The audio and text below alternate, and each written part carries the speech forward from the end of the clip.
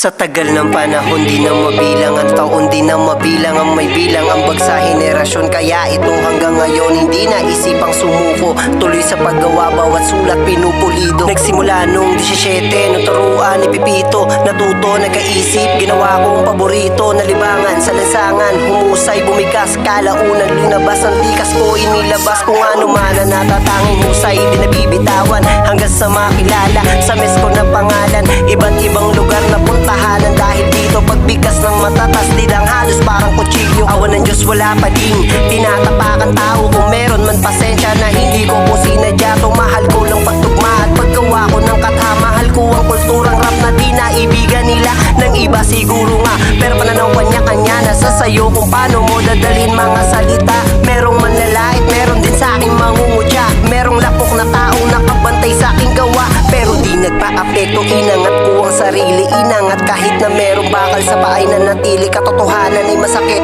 pag hindi mo matanggap. Kung maluwag sa iyong loob na tanggapin mo ang lahat, ay dahan-dahan sigurado aangat iyong progreso. Makikita mismo ng mga tao ang pagbabago. Dati basihan ko sa estado kung paano ka mamustura. Kung maporma, maganda, pananamit, meron kang pera, pero mali aking hinuha. Wala yan sa itsura, dapat kilalanin muna bago humusga ng sobra. Kasi minsan kung sino pa yung ikakos walang makain, sila pa yung madalas tumulong kahit nasalad sa kanin. Kabutihang asal yan ang aking mapagmamalaki, mapapamana siguro sa aking anak at pamangkin. Kaya kayo, oo kayo, di ba din ba kayo tapos sa pangmata, sa pangmusga, sa pagbantay na kuha Diyos? Minsan ko na tong sinabi pero aking uulitin, kailangan pang mukhang walang mapapala sa akin. Utak, galaw, diskarte sa malinis na paraan, yan lang aking mapapaya base sa karanasan.